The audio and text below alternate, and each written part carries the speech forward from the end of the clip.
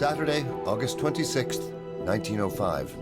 I was just working on one of my most interesting projects. However, melancholy was still taking hold of me.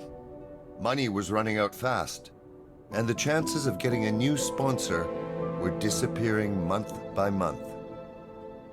The automaton project was a long journey. I had been working on it on and off for years, but there was one specific problem I still couldn't solve.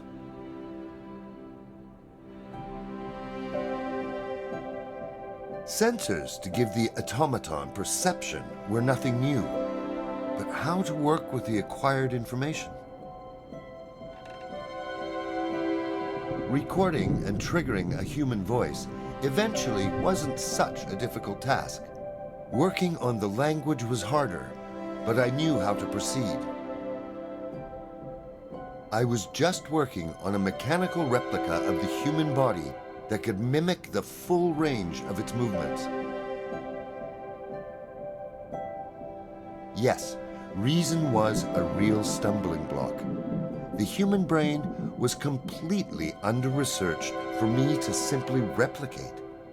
Perhaps a set of rules telling the automaton how to behave in various situations would have been enough.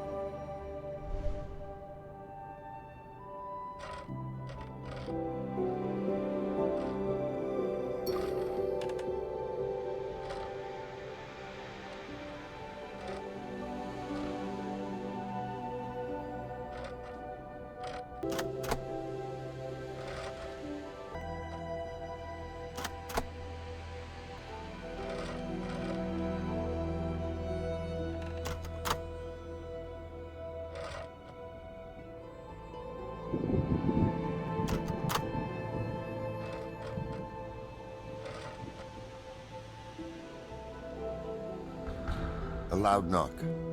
Of course, another interruption.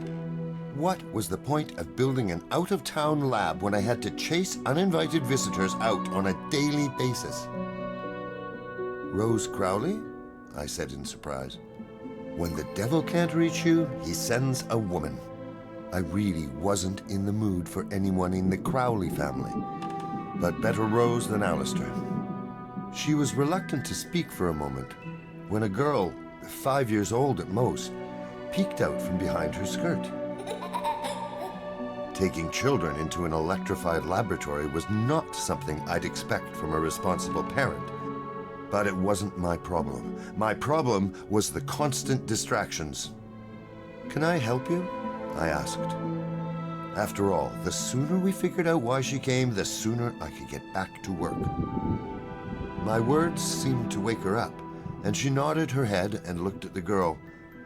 "This is my daughter, Lola," she said, and after another short pause, continued. "I came to warn you about my husband." She noticed my confused look and elaborated. "Alistair is a formidable man, but it seems to me that sometimes he lets things get out of hand. He can't do anything in moderation, and he doesn't understand that some social rules are there for a reason."